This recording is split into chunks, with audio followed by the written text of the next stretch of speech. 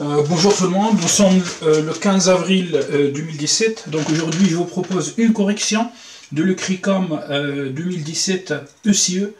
Donc ce concours vient de se passer le 12 avril, donc là depuis 3 jours. Je commence alors par l'exercice numéro 1. Donc,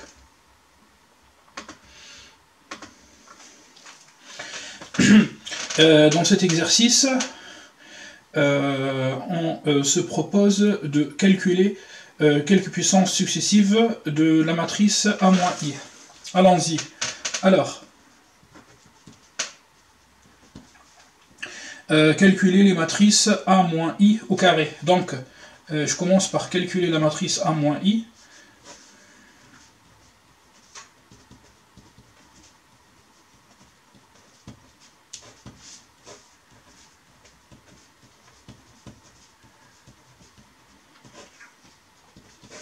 Donc, j'obtiens moins 1, 1 et 0 sur la diagonale.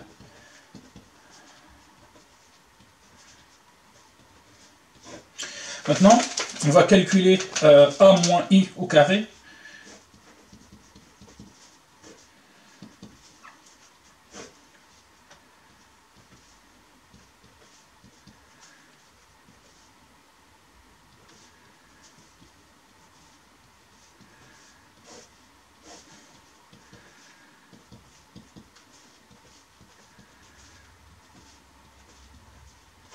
Alors, donc j'utilise cette matrice pour faire le produit matriciel. Donc, moins 3 fois 2, moins 6, moins 7, moins 6. Maintenant, je passe à ce coefficient.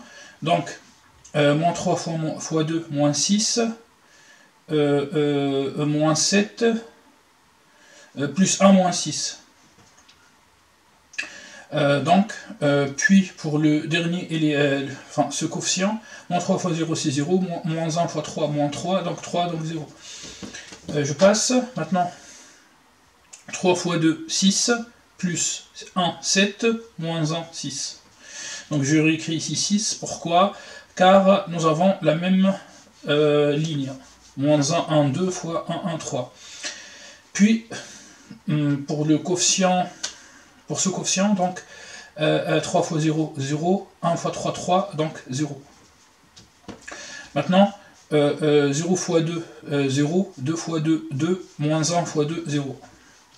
Puis, la même chose, puisque c'est la même ligne, d'accord? La première ligne et la deuxième ligne de la matrice A-I sont identiques. Maintenant, 0 fois 0, ça donne 0. 2 fois 3, 6, moins 6, donc 0. Voilà donc la matrice A-I au carré. Je passe maintenant au calcul de la matrice, ou bien de la puissance troisième de la matrice A-I, donc qui s'écrit comme A-I au carré fois A-I. Donc, moins 6, 6, 6, 0, 0, 0, 0, 0. A-I, c'est cette matrice, moins 1, moins 3, 1, 1, 3, 2, 2, 0. Allons-y. Donc, moins 3 fois 0, 0, puis moins 1 fois 6. Moins 6, pardon, plus 6, donc ça donne 0.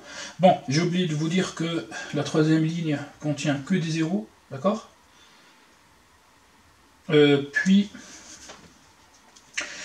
Puisqu'ici j'ai eu 0, donc 0 ici, puisque la première ligne et la deuxième ligne sont identiques. Maintenant, 1 fois moins 6, c'est moins 6, plus 6, plus 0, donc 0. Puis 2 fois 6, moins 12, 2 fois 6, 12, 12 plus moins 12, c'est 0. Donc en fait, finalement, c'est la matrice nulle. Voilà. Donc, apparemment, l'exercice nous pousse à utiliser un polynôme annulateur. Donc, la deuxième question, donc, oui, ça arrive en fait à la deuxième question. En déduire l'ensemble des valeurs propres de A. Donc, on va dire, d'après la question A1, x moins 1 au cube est un polynôme annulateur. Pourquoi? Car a moins i au cube est égal à 0, donc je remplace a par x et i par 1. X moins 1 au cube est un polynôme annulateur à la matrice A, cherchant ses racines.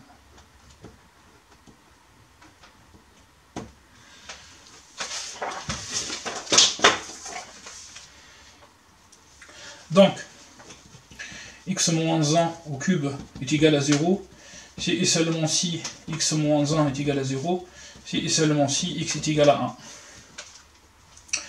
1. Alors, 1, attention, 1 n'est pas une valeur propre de A, mais 1 est une valeur propre possible.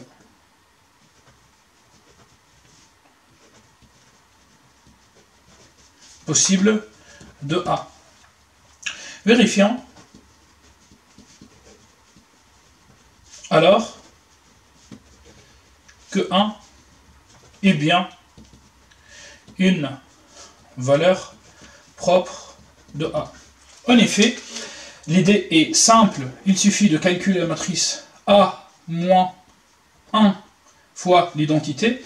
Mais en fait, nous avons fait ce calcul juste avant. Donc, j'obtiens moins 1, 1, 2, moins 1, 1, 2, et moins 3, 3, 0. Très bien. Maintenant, 1 est une valeur propre de la matrice A si et seulement si la matrice A moins 1 fois l'identité est une matrice non inversible. Donc, on va regarder directement les vecteurs colonnes. Bon, malheureusement, en fait, il n'y a rien d'intéressant par rapport aux vecteurs colonnes. Donc, on regarde maintenant les vecteurs lignes. On remarque que la première ligne et la deuxième ligne sont identiques. L1 est égal à L2. Donc, A moins I est une matrice non inversible. Donc, 1 est une valeur propre de A. Enfin, on peut dire que le spectre de A est égal au singleton 1. Maintenant, je passe à la troisième question. La matrice A est-elle inversible? Donc, on regarde en fait le spectre de A, on voit bien qu'il n'y a pas 0. Donc, 0, 0 n'est pas valeur propre de A, alors A est inversible.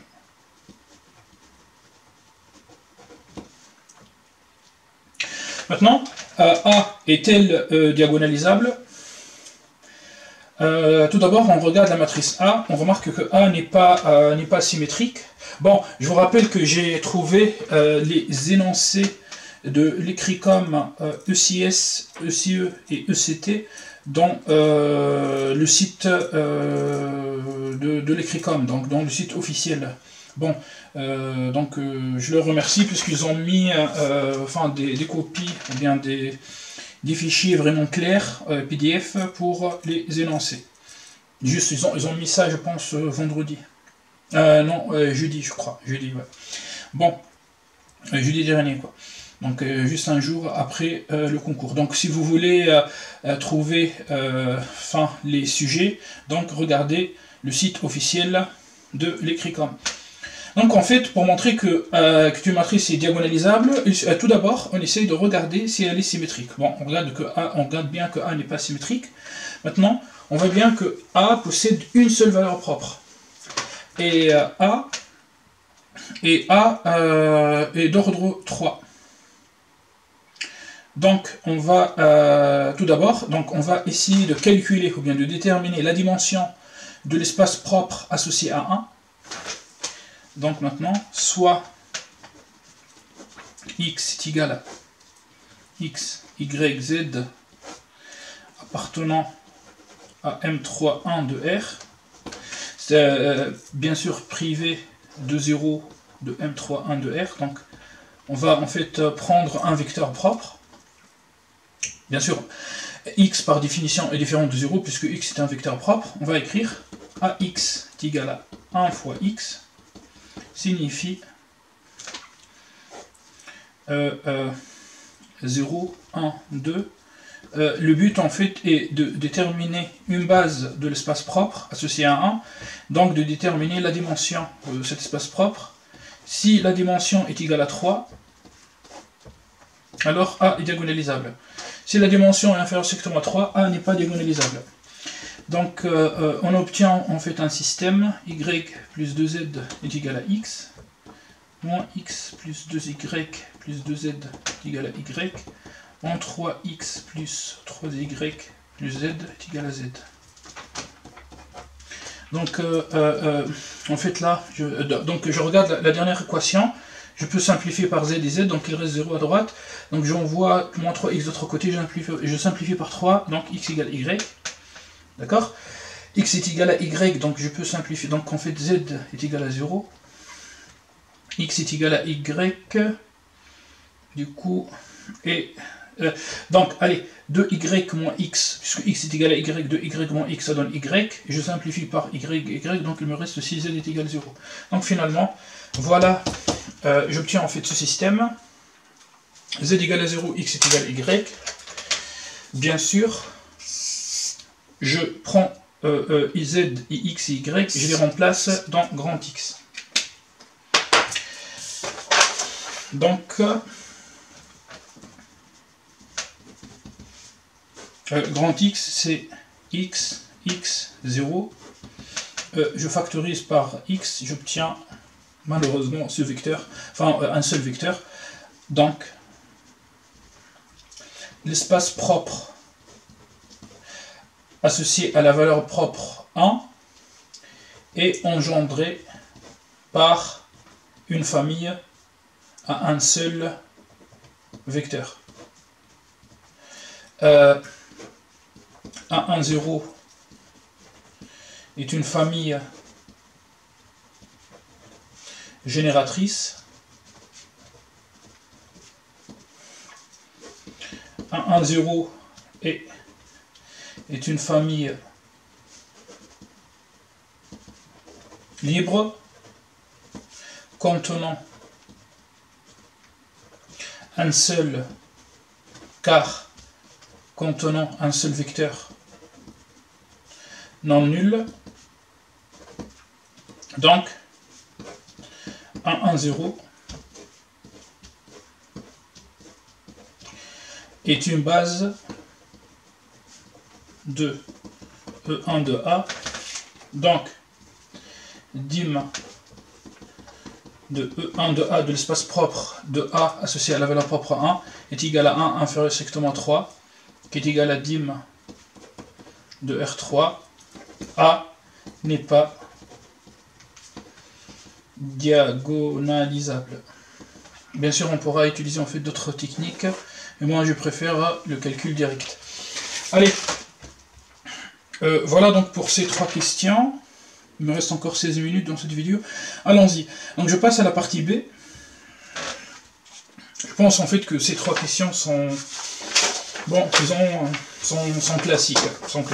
Enfin, donc pour trouver les valeurs propres d'une matrice, on essaie tout d'abord de trouver un polynôme annulateur, puis on trouve les racines de ce polynôme annulateur. Attention, les racines du polynôme annulateur sont des valeurs propres possibles. Puis on vérifie racine par racine. Donc on prend A moins lambda I à chaque fois, on calcule cette matrice et on montre que cette matrice n'est pas inversible. Donc si la matrice n'est pas inversible, donc lambda est bien une valeur propre de A. Si la matrice est inversible, donc lambda n'est pas valeur propre de A.